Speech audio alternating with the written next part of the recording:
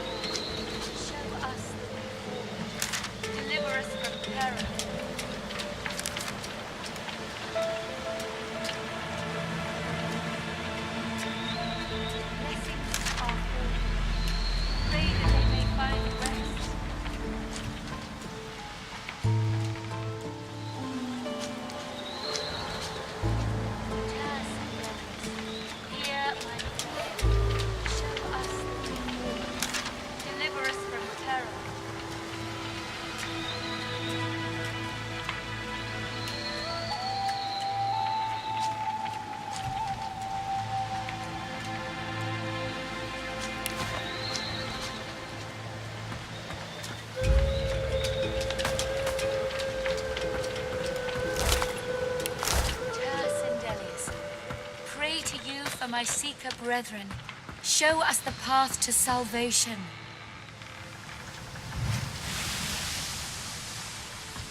Don't go any further, Godwoken. We need you alive. The ship won't sail. We had orders to search every corner of it and figure out what's blocking us. It's hewn from elven livewood. I thought I could communicate with it, but she glances over towards a smouldering pile of ash on the deck nearby. Something is nestled within it. Fragments of scorched bone. That was Brendan. When the ship wouldn't answer my call, he touched the figurehead, and it attacked him, without warning. He burned, like he was made of parchment. Nothing. The ship is livewood, that much is clear. But I couldn't communicate with it. The Magisters must have done something, warped it somehow. I just don't know what. Her eyes flick over to the smouldering ashes once again, her head held at a despondent angle. Thank you. We were held captive together on this ship. He kept my spirits up. Now, just remember what I said, Godwoken. If you die, then this was all for nothing.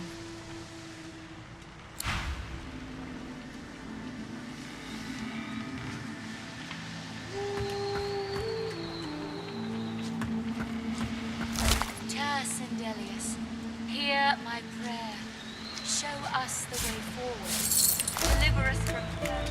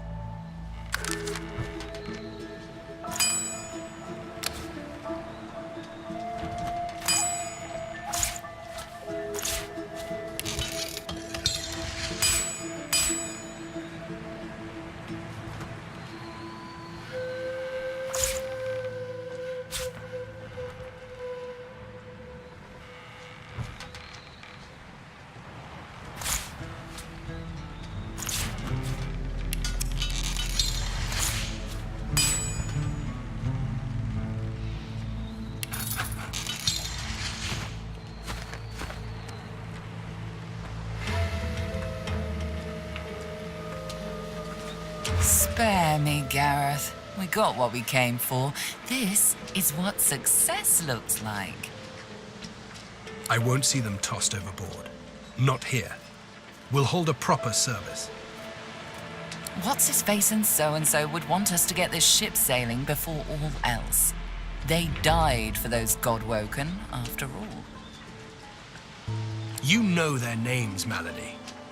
Can't you even pay them that much respect? Gareth inhales sharply, then catches you out of the corner of his eye and smiles, barely. Our guest stirs. Welcome, Godwoken. Glad to see you safely aboard. Very glad indeed. Too many. One too few, actually. Alexander, he's alive. Apparently, you didn't hit hard enough. He's in the hold below decks. Unconscious, but alive. Question him. Someone has been hunting your kind, and Alexander fancies himself the only Godwoken worthy of ascending. As far as we know, you may even be the last still alive. If Alexander is guilty, he'll face justice. Yes, we certainly had better, but the ship won't move. She's mute. We need to free her tongue. This is barbarous magic. Expedient magic, actually. The ship is made of live wood. It has the spirit of an elven ancestor tree within it. It seems Dallas has found a way to bind that spirit to her. That means only she can control it, unless we can find a way to break the bond. The Seekers, the survivors of us, have been combing the ship from bow to rudder. It hasn't been easy. This place is laced with dark magic. These Seekers have such a limited skill set. We lost a man in the search. Malady might not appreciate that, but I do. And I hope you do too. I'm sure the Godwoken will be able to get the ship moving. They kind of like to feel useful, don't they? Hopefully, you'll never have to find out.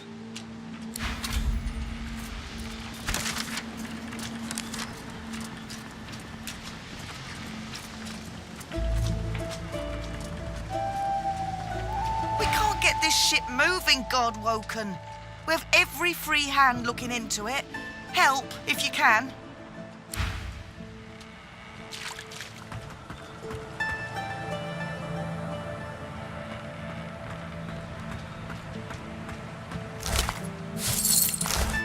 Void Slayer, Worm Killer, Godwoken.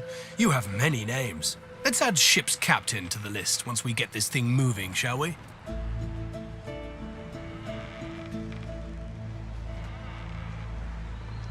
I won't let the fallen be forgotten. I'd be no better than Dallas, no better than Alexander, if I just tossed their remains into the sea. To think that whelp spawned from greatness. He deserves no better fate than his silent monks. All this blood, children ripped from families, Seekers ripped from me. He's down there now, guarded like some precious jewel, rather than leashed and flogged like the dog he is. Amazing to think those of us in the Order once assumed the gods were with him, and only him. That was before we found the others. Other Godwoken. When Lucian died, we waited, and waited some more. Alexander never rose to divinity. Then we started to find more like him. We weren't the only ones who noticed either. Not every Godwoken we found was alive. And so the Seekers were born. We found Godwoken, housed them, fed them. I loved them like family. I was naive. But let's leave the past in the past and reach for what's ahead. She's not exactly a Seeker. She's not exactly an elf either. Half demon, Meister Siva says, and I don't doubt it. I don't know how Siva came to know her, but Malady's a proper ally. She's not easy to like, but there are times I admire her coldness. Gareth fingers the hilt of his blade. He stares at nothing in particular before turning his gaze back to you. Driftwood, of course. Little fishing village. Not very welcoming, but you'll brighten it up, I'm sure. Got family near there. Not the adventuring types. For the best, really. Meister Siever's there too. My leader. Our leader. She held the Seekers together when we had every reason to fall apart. Think of her as a teacher. The powers of the Seven stir in you. She'll reveal them to you. Show you how to manipulate them. Keep Lucian close, Godwoken.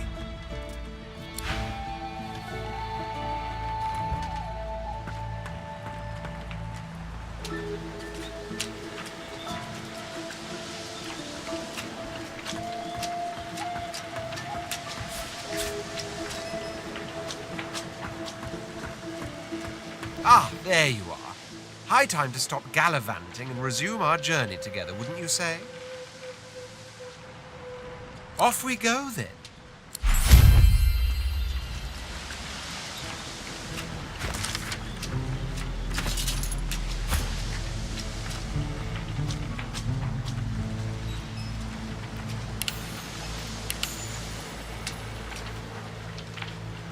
Think, damn it.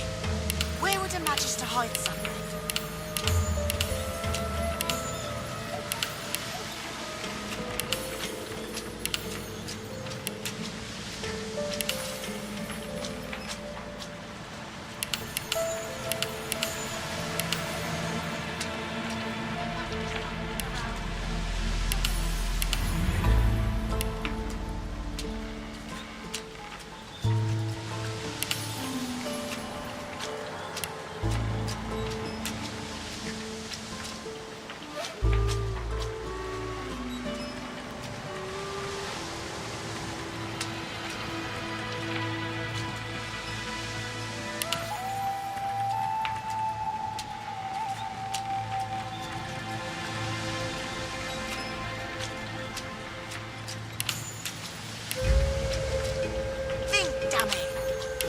Magister hide something?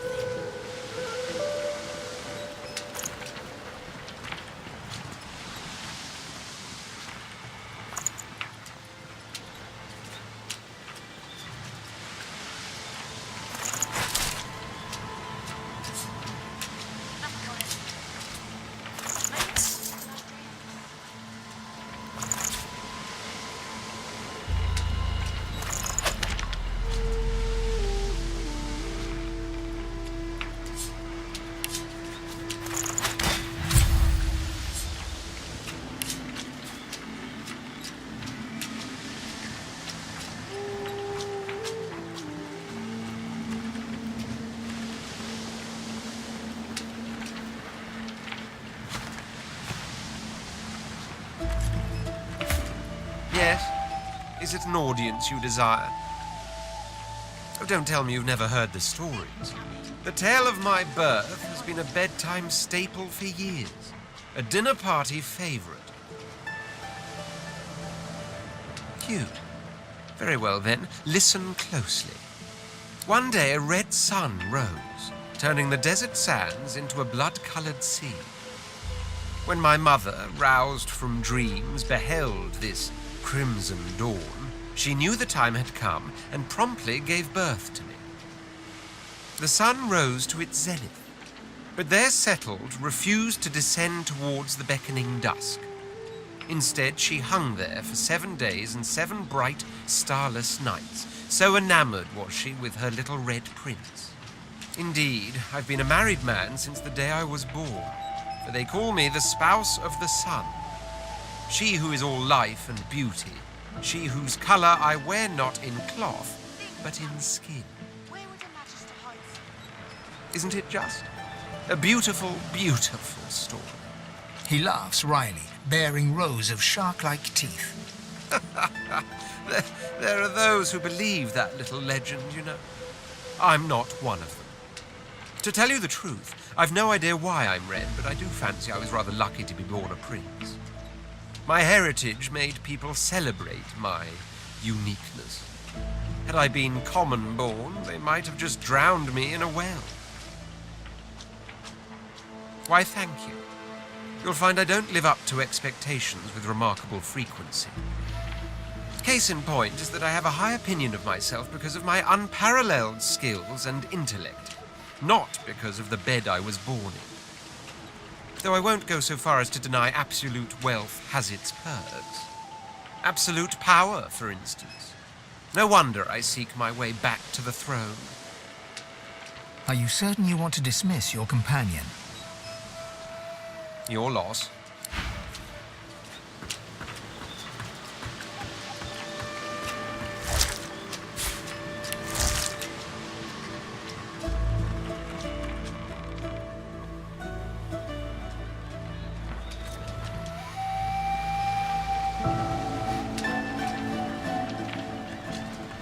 There you are. I was just thinking of you. This is Dallas's ship, but she can't have been the only one who could get it moving. It'd be too risky, and Dallas is anything but careless. There's a way to move this ship on board, I'm sure of it. You'd be surprised. A ship like this holds many secrets. Hopefully you can discover some these seekers might have missed. The figurehead has certainly caused a commotion lately. But then again, so have the doors downstairs. Everywhere you look, a hunk of wood looking to incinerate or stymie you. Dying to hear them. Meister Siva is one of a rare breed. She'd do anything in the name of a cause, and her cause happens to be you. She's desperate to meet a living Godwoken. She'll be exceedingly pleased we're en route. We'd better not leave her waiting. She's a bit particular. She's the founder of these Seekers, and she's powerful. That means something when I say it. Your kind can reach astounding heights. Meister Siva can help you do just that. A place called Driftwood hosts a putrid fish, putrid dwarves, and Meister Siva herself. You'll probably find it quite comfortable.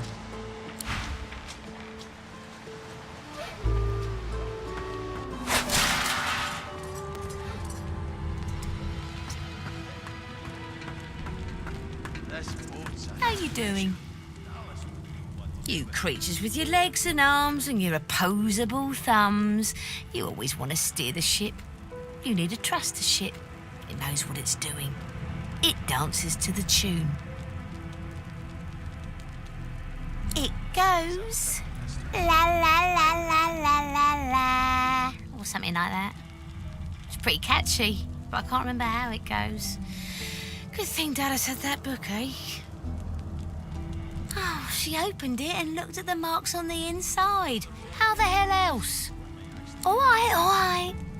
Go to the nose bit of the ship, open the book, look at the markings inside it, sing the song. That's it. Get it right and the ship will dance to your tune. Get it wrong and the ship will kill you.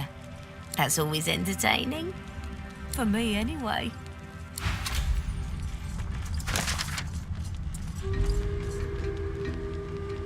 Where would I hide something important if I was his mate, damn it?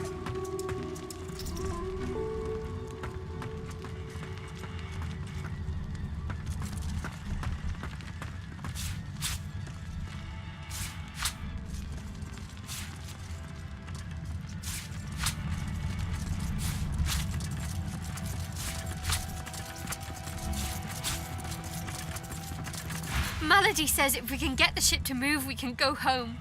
Home!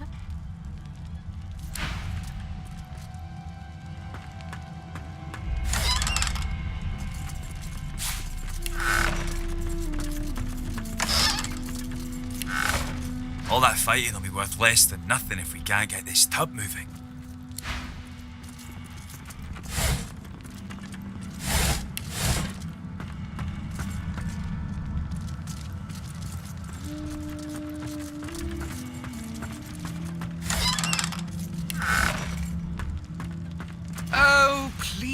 don't stare. It's tiresome. If you must know, there is an excavation site at the Black Pits on Reaper's Coast. I go to seek answers. The only treasure worth digging for. Knowledge.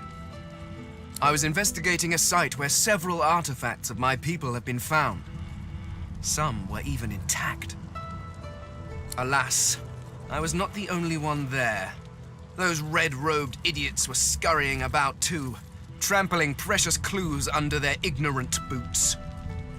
They caught me when I failed to correctly respond to their questions and dragged me here. Still, it's good to be on the move again. They simply asked me what I was doing there, and I simply told them to be gone from my lands. I may have used the phrase pathetic mortals. Come to think of it, I may have used it several times. Damn fools. The faster we leave them behind, the happier I shall be. Well, you see, I have a rather pressing engagement at the Black... The skeleton breaks off mid-sentence as he notices your hand. He pulls out a notebook, flicking through it, running a finger down the pages. Physical contact, voice lowered, coy looks. Good heavens. Is this a mating ritual?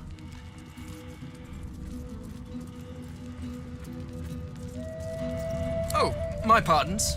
I fear I'm rather unaccustomed to your... customs. Although perhaps you would be interested in a companion of another sort.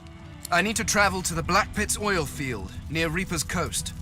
But my attempts at staying under the cover have not gone well to date. Given how well you handled yourself in Fort Joy, I rather think you could be of use. And I am certainly useful to you. So, how about it? I travel with you and aid you in your various chores and tasks, while you help me to remain incognito.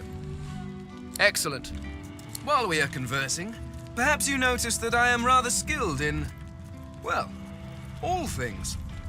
Of course, the arcane arts are my little speciality, but being a brilliant wizard does not mean I cannot handle blade or bow. So, which do you require for this enterprise of yours? Much magic? I was controlling the powers of the universe while your people were still... doing whatever it is you used to do. What speciality would you prefer?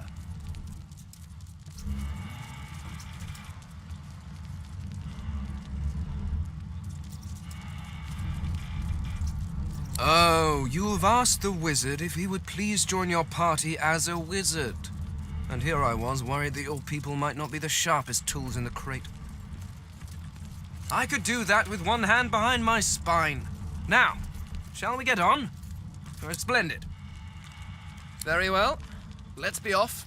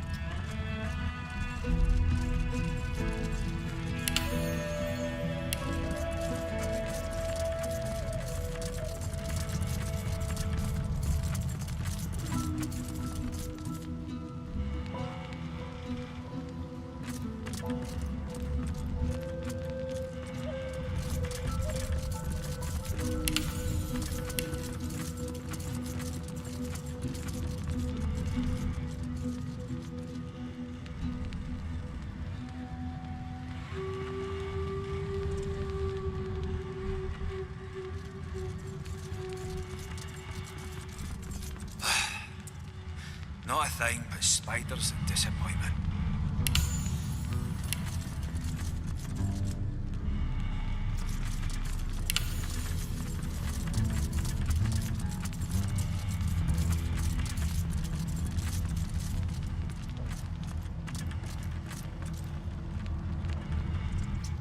Whatever I'm looking for, I'm not finding it.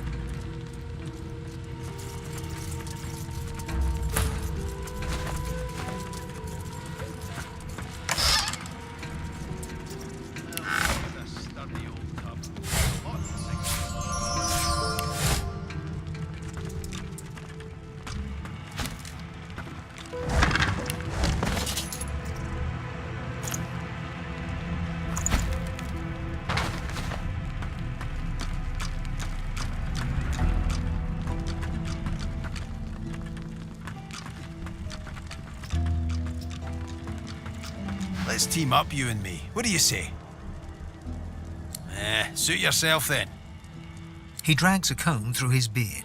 His face bears the scars of a hearty life, but his whiskers glisten as if glazed by the morning dew.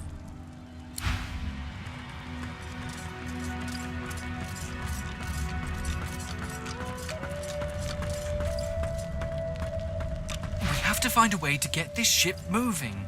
We can't let the Magisters catch up with us. We're too weak to fight them again.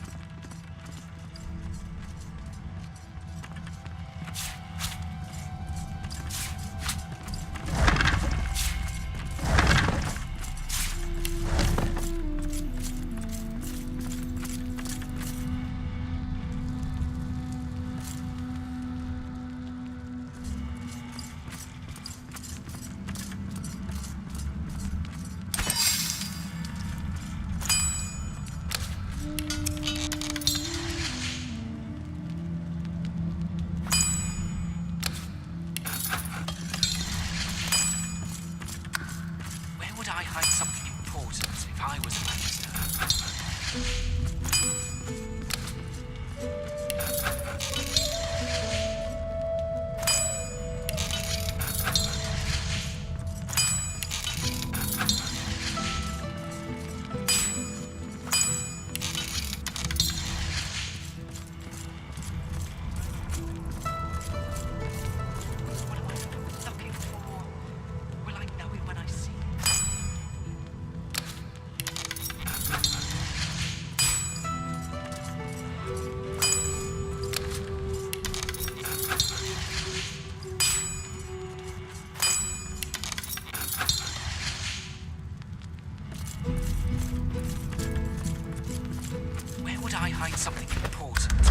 a Magister.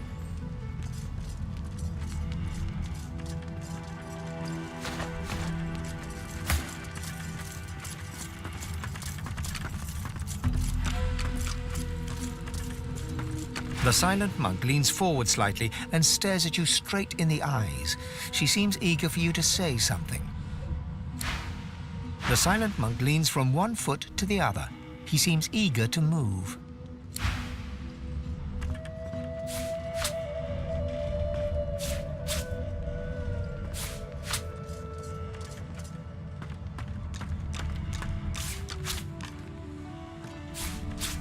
There must be something around here.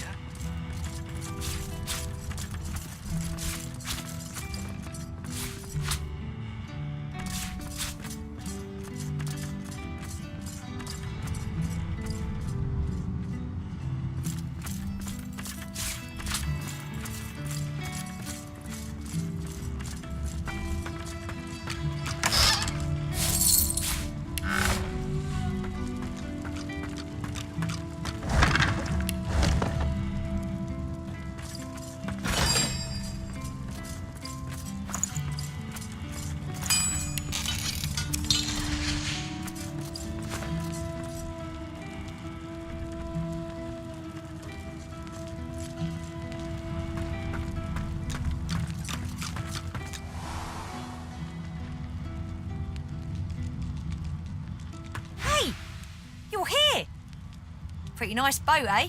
We got an upgrade. There's got to be another way to get it going, but we can't find a way into Dallas's room. Maybe you can see something we can't.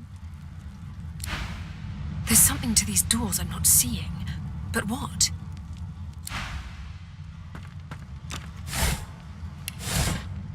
Speak to me if you're looking for hired help. I've got good fighters of every stripe. They know how to keep their mouths shut too, as long as there's gold in it for them. So, what'll it be?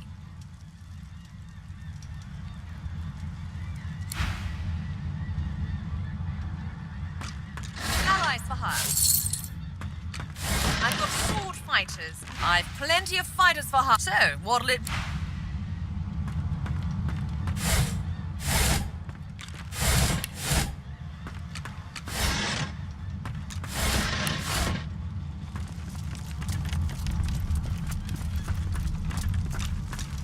If it were up to me, Hey, we'd be don't I know you from somewhere? So, we've got quite the task on our hands, haven't we? I have to admit, the whole thing is very intriguing. The old band back together again, I guess that depends, doesn't it? Look at me. Hard. What do you see? Losa leans back slightly, thin arms crossed in front of her chest, and stares at you defiantly from dark eye sockets, darker and deeper set than when you first met. She blows back a lock of white hair, matted with sweat and grime, and holds back a smile from the corners of her lips. But I'm not the same, am I? I want to make sure you understand, well, the risks. You don't get it. I'm dangerous. You have to pay attention. You have to be willing to hurt me if I'm hurting you or someone else. Can you do that? Do I ever? Still sore from that one.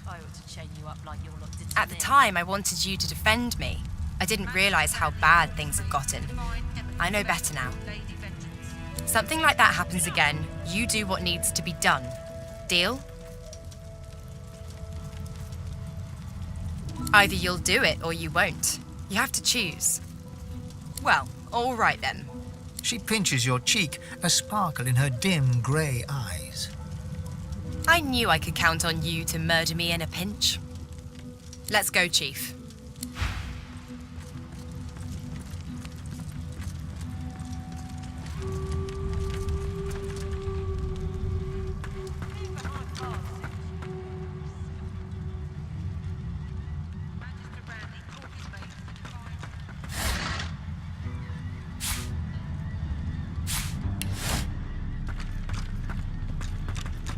We've braved the joy, and I lust for further adventure. What say you? Shall we continue our journey together? You're not quite certain you'll ever sleep soundly with Sabine in any sort of proximity, but at least she's on your side. For the moment.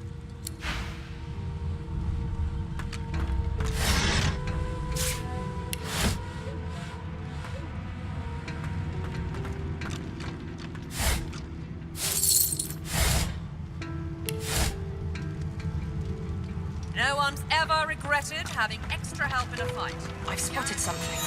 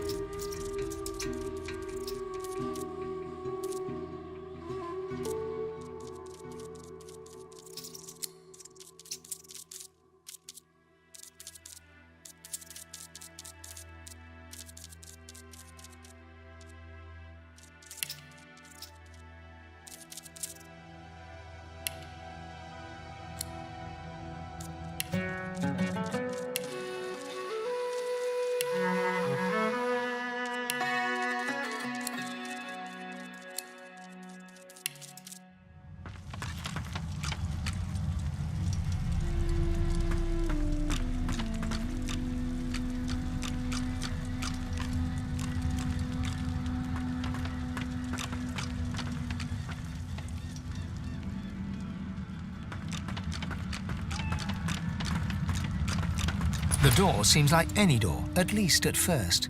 Then you notice its unblemished wood. There is no knot, no scratch, no dent to detract from its apparent perfection. The wood groans and creaks. For a moment, you swear a face appears in the wood. A face tortured and tormented, a six-sided shape carved upon its forehead. The face vanishes.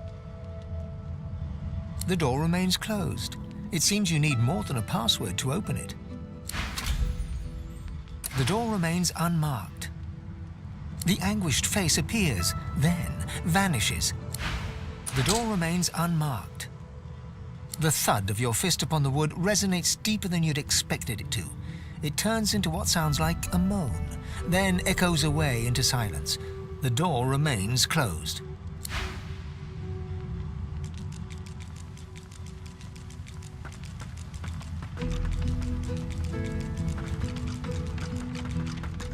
The door seems like any door, at least at first.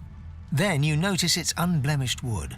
There is no knot, no scratch, no dent to detract from its apparent perfection. The wood groans and creaks. For a moment, you swear a face appears in the wood. A face tortured and tormented, a six-sided shape carved upon its forehead. The face vanishes. The anguished face appears, then